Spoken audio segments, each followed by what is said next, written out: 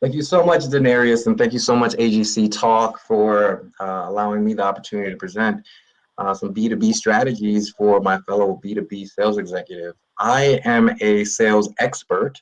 I've been doing what I've been doing for the last 10 years of my life, working strictly in the telecommunication field, but working with folks from small to medium to enterprise level businesses, as well as municipalities and first responders. So I have a breadth of experience in the B2B landscape. Throughout my career, I've earned awards, accolades, prizes, but most importantly, I've been able to provide a lifestyle for my children that I've only dreamed of as a child myself. My family of three children, one wonderful wife, and one expected daughter, the last of the four. I couldn't be more thrilled to, have a career that allows me to provide, for my family in a way that, they ask for nothing. I get to spoil them on a daily basis. I get to treat my wife and I to trips around the world, and it's all powered by, the fact that I've had an amazing career in sales, selling solutions to businesses across the Midwest. Today, we'll be talking about B2B sales strategies in the realm of farming, fishing, and hunting. I always thought it was correct to frame it up in farming, fishing, and hunting because I am in the Midwest, Minnesota. Been here for the last 15 years of my life, and I love it. And also, these activities have everything to do with putting food on the table. So we'll be diving deep into these frameworks and discuss how, I've been able to utilize farming, fishing, and hunting to be successful in my own career.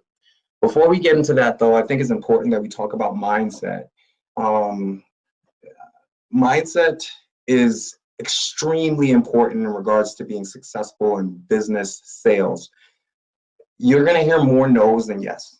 You're going to hear more, don't call me back, stop soliciting. And you're going to see the signs if you're a door knocker and try to avoid it or do your best to circumvent it. But you're going to hit your head time and time and time again. There's going to be months where you don't hit your quota, you think you're the worst, and then you blow your quota out of the water with a 300% hit. And then you feel like you're on top of the world and you slow down a little bit because your mind isn't set on the true goal that you have for yourself. I'm originally from New York City. I was born in Ithaca, New York. My parents are both immigrants. They met in college. As my mother was studying to be a doctor, and my father was finishing up his master's degree, time and time again, my mother would send me down to stay with my grandmother. My grandmother had 13 children, including my mother. And I remember it vividly. She would send each one of these kids to school, get them ready, get them going. Then she'd be out the door next. I'd stay with like a friend of the family, if you will. Then she'd come back home from a long day of work to only practice, an instrument with one of them, do homework with the rest of them. And it was Groundhog's Day after that, time and time again, just grinding in the idea that knowledge is power and that education is extremely important.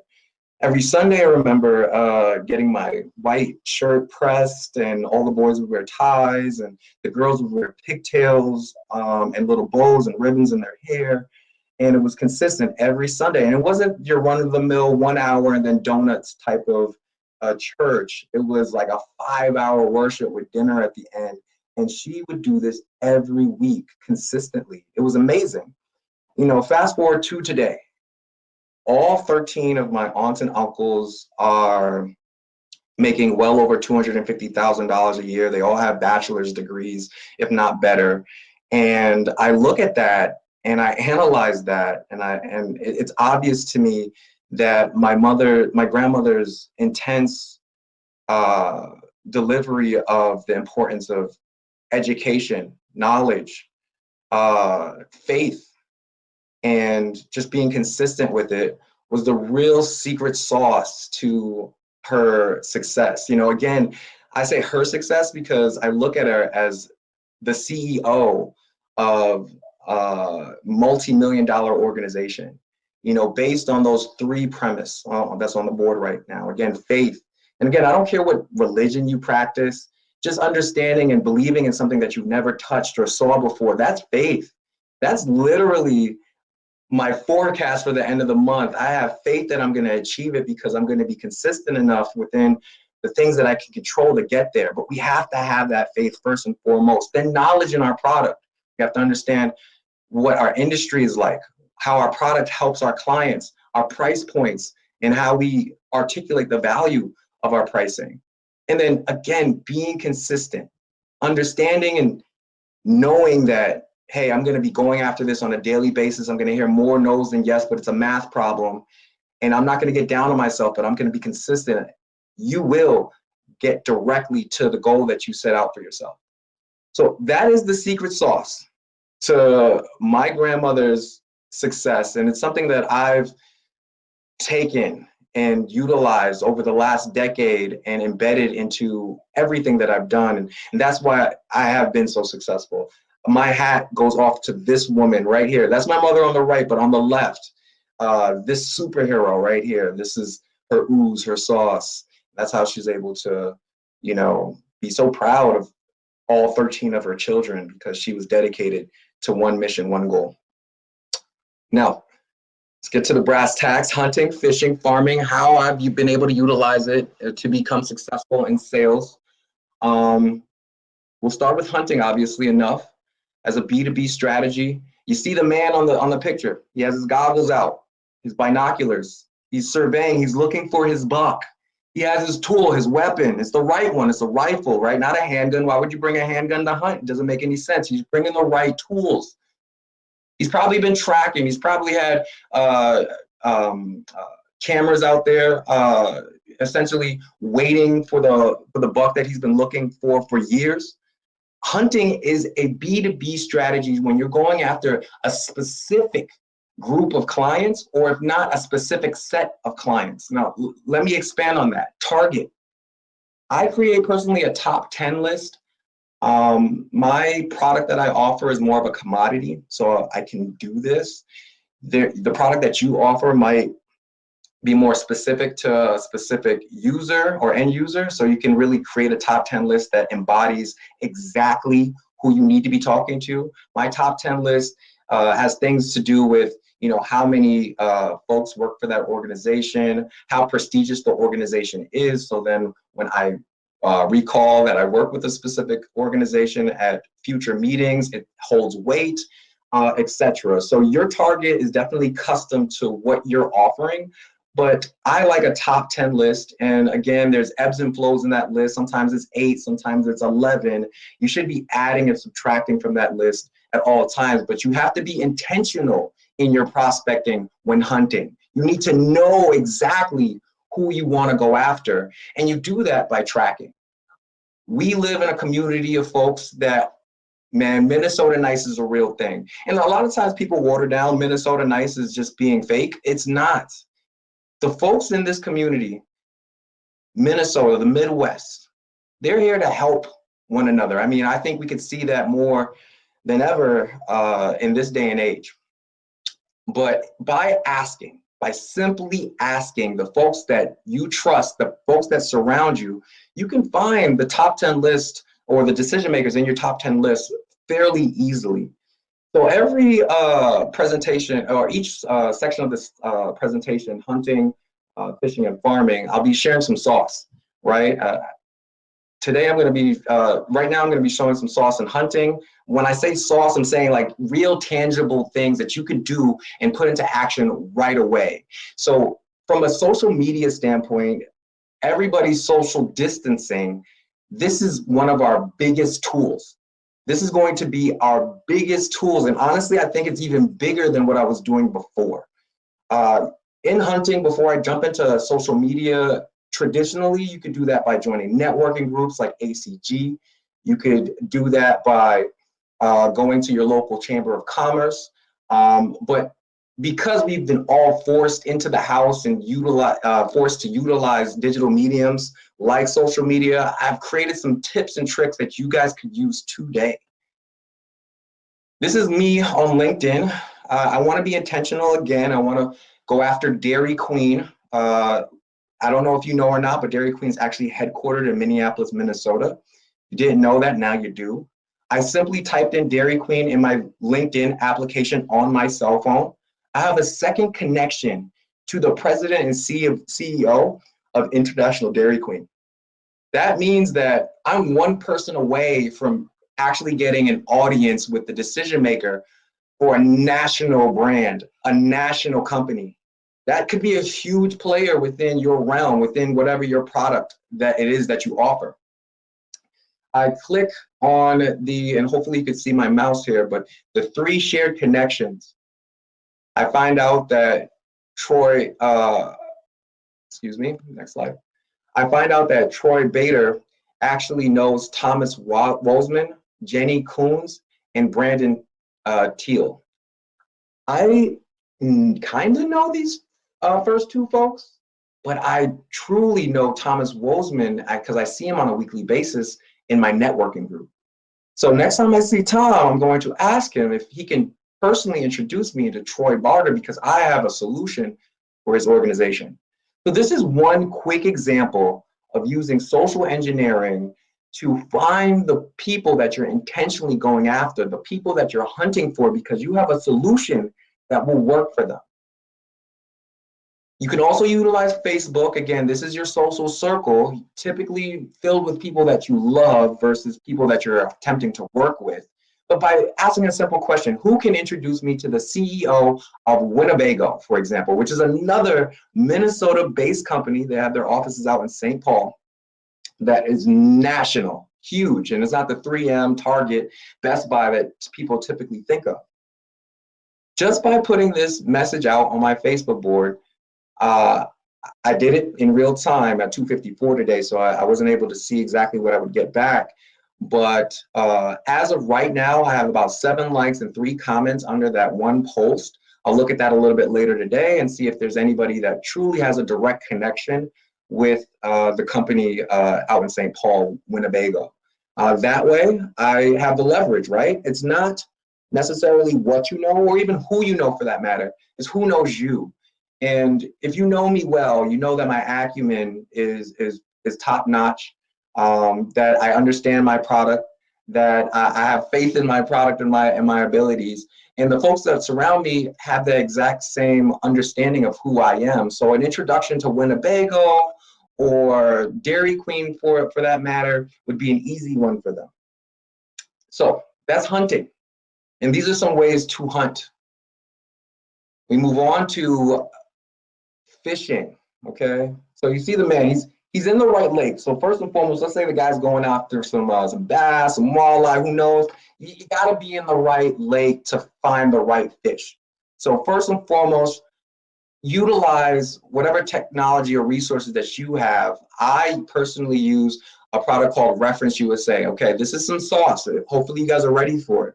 If you go to the Hennepin County Library, get a free library card, you will have access to Reference USA, which is it's like Hoover's and Dunn's. It's like Zoom, but free, okay? And it works extremely well. You can categorize organizations by location, zip code, geofencing, revenue, population size, employee population size. Pick your pond is the overall theme here. Find out exactly where you want to fish. And then if you've ever been fishing before, it really depends on what type of bait or tackle you have to actually catch that fish. So we'll be talking about that here in a bit, along with just being patient. Drop a line in the water and be patient. You're going to get more no's than yeses. Let's dive in. Pick your pond. I talked about that. Choose your bait and your tackle. I talked about that. I might have jumped the slide a little bit, but this is exactly what I'm getting at. You gotta pick your pond. You gotta pick your bait. That has everything to do with your word track. And you gotta pick your tackle. You gotta pick your bait, which has everything to do with, I'll dive into that here in a second, but it has everything to do with what's gonna catch the interest of the individual that you're talking to, because fishing is a quicker game than hunting. So you only have maybe 10 to 20 seconds on the phone to really attract that individual and then bring them all the way and reel them in. Now, I'm gonna get into my tackle box here, the sauce, and teach you some things that I've learned over time. First and foremost, let's talk about the bait. What's the client going to bite on? I call it PSI, business pressures, price, service, initiatives, and it's in that order. A business is basically revenue versus expenses. They're either trying to make more money or they're trying to save more money to be more profitable. Okay, that's business 101. So price is always going to be something that's decent to mention if you have something compelling enough to talk about. Price usually falls in the realm of products that are more of a commodity. You can find it anywhere, but you have an awesome price. That will get somebody's attention right away because it's something that they're utilizing most likely, something that they utilize often most likely. And if you can save them money or show them the value in the product and how it can make you money, that could be huge. Service and initiative are the last two. Service being customer service, right? How is the service that you're currently receiving from your current vendor? If it's poor, that's an opportunity for you. It could also be service from a network standpoint. If you're talking about telecommunications, how is the service with that organization working for you? Initiative. That's probably my favorite when it comes, but it's sometimes the most rare to get into. Initiative is, you know what, we're deploying a new sales strategy that utilizes tablets. That's an initiative. They've never utilized it before. They're utilizing you as a knowledge base so they can make an educated decision within their organization.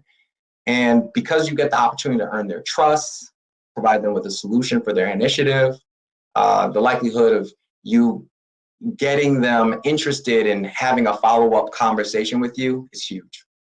And now your tackle. That's the voicemail, that's the word track, that's the 15 to 20 seconds that you have to really create that interest and keep the conversation going all the way to a sale. Let's jump into it. So I try to keep things as easy as possible. In a voicemail, which you're going to be leaving more than anything else, and if you know anything about voicemails, they tend to be a little bit longer than you planned on leaving it. And if you don't hit the #7 fast enough, then you're kind of stuck with it, or 3 on the right cell phones. So I try to keep it short and sweet, move on to the next call because this is a numbers game. I give my salutation, good morning, good evening, whatever have you, good afternoon. My introduction, I always include local. Hi, my name is KZ, I'm with AT&T, I'm a local account executive. And then I keep it short and sweet, but I always use the word need. I need you to give me a call back. My number is 612-212-1439. Again, that's 612-212-1439. Curiosity. I'm not gonna say it kills the cat, but I will say that it has people calling you back. So that's how I leave my voicemail. That's some sauce for you. Let me help you with my cold call. If I actually get to the decision maker, first and foremost, to get around the decision maker, we ask, who handles the bill? Hi, my name is KZ, I'm with AT&T. Who handles the bill? May I please be transferred to the person who handles the bill? Whatever you ask in regards to the bill, you almost sound like this to the gatekeeper. This sounds like an important call that has everything to do with money. I need to transfer this over to the person in charge right away. Once I get in front of the person in charge, I focus on PSI. Hi, we have a compelling offer. We've been able to save money for XYZ clients by doing XYZ. Price doesn't work. Well, how is your services? Services are awesome. Are you guys, then I lean into initiative. Are you guys planning on deploying, etc.? I set my virtual appointment. If I actually reeled them in, if I caught them, now I start reeling them in, set a virtual appointment. And this is, again, is a blessing from this whole new idea of selling remotely and being social distance. I've actually eliminated 100% of my windshield time, and I'm able to do more meetings in a day utilizing WebEx and Zoom. So I set virtual meetings, and I want to be cognizant that from that call, I'm only setting it 12 hours beyond. Now, if I have a solutions expert that I have to coordinate with, maybe it's a little bit further, but I'm trying to make that timeline as tight as possible, understanding that I am interrupting them from doing whatever they were doing before I called them, but I don't want to give them so much time that they forget about me in my compelling statement. So I set a virtual meeting, 12 hours from the situation.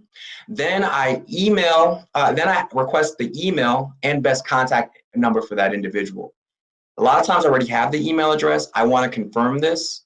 I want to get the best contact number because sometimes it's not going to be the office number. It's going to be his or hers direct number. I'm also going to invite a guest to the virtual meeting. That way that individual isn't burdened with the task of disseminating the information that I've just shared with him or her. And then I promise an email with my contact information so that individual can get a hold of me if anything were to change within the 12-hour period. It also gives me an opportunity to request a bill. So I'm going to email you a calendar invite. Be sure to accept that. I'll also be emailing it to Jen and Mary since they want to be on that call as well. I'll also be sending out an email with my contact information. So if anything changes between now and then, you can reach back out to me. And if you wouldn't mind, and this is the icing on the cake, sending me back a bill copy so I could be, or count, depending on what type of product that you are offering, or some type of synopsis on what they need before a meeting, so I could tailor make your proposal to your needs. That would be huge. This is how I do my cold calling. When I get a decision maker on the line, this is what I use. This is my sauce. And this made me extremely successful. Let's get into farming. This allows me to relax in a combine. A lot of these combines are now GPS driven, and I'm sure in short order, they're actually going to be driven with artificial intelligence. And that's exactly what I'm suggesting comes to the table. You know, after 2 to 3 years of grinding, working with clients, showing that you're an amazing executive, you're servicing the clients that you built up over time, and it makes prospecting a tedious task, fishing, hunting, whatever have you. So how do you continue to grow? Farming, that's how. Referral partners is where it starts, and then developing advocates is where it ends. And then I'll show you the cadence that I put my clients and referral partners on here in a second. But again, referral partners, where do you even get referral partners from? Well, you get it by joining AGC, right? Over 500 people across the United States, if not the world by now, that all are looking out for one another, trying to bridge the gap between who they know and, bridge the gap between need and the resource, the things that we offer as sales executives and business owners. Network with your network. There's also other opportunities to network. You can go to Hangout, you can simply Google networking opportunities in my community, replace my community with the city that you live in, and you'll find several different opportunities. AGC just being one of the best. Clients are folks that you've earned trust with over time by utilizing your fishing and your hunting techniques. And now you've shown that you are actually amazing at what you do. So instead of them just only being clients and people that you're selling to, they actually become your advocates. These folks will put together testimonials for you. These folks will introduce you to their circle of influence, the other business owners that they work with, and they will sing your praises if you've done an amazing job for them. Between referral partners and advocates, this is how you continue to grow your business, even when it's at a mature stage. Let's share some sauce.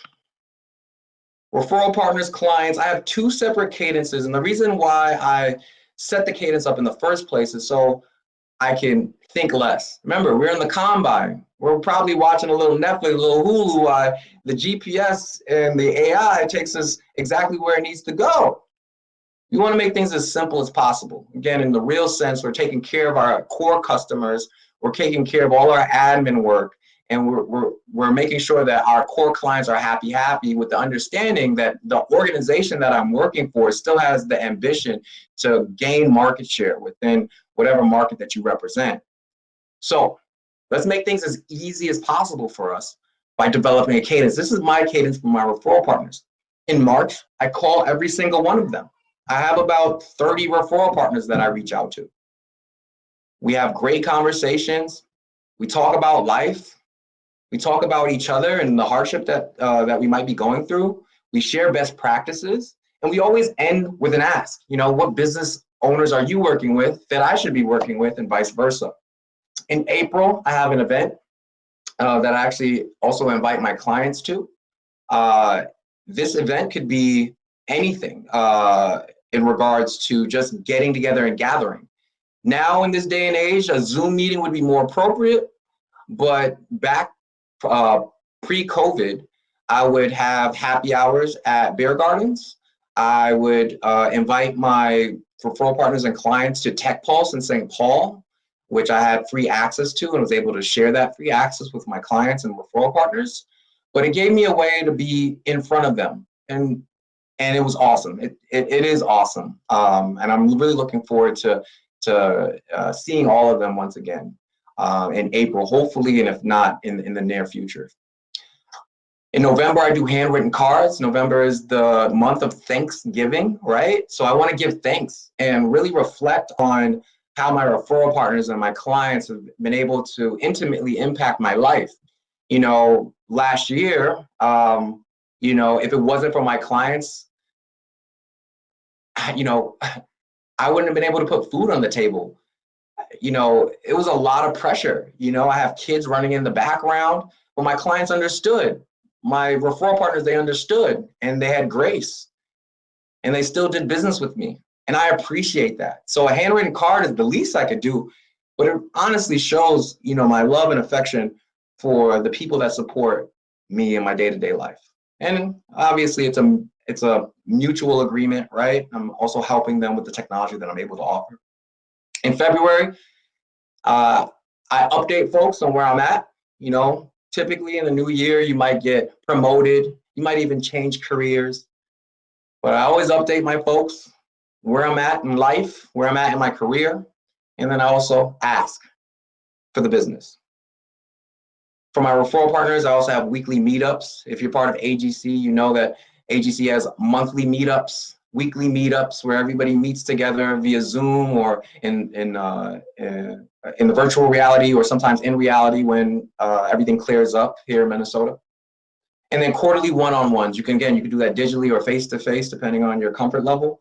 But all important cadences that I've already set and just kind of live by my calendar to ensure that I keep my foundation firm and I'm able to grow my business as well as support my core customers and have that balance necessary to do both.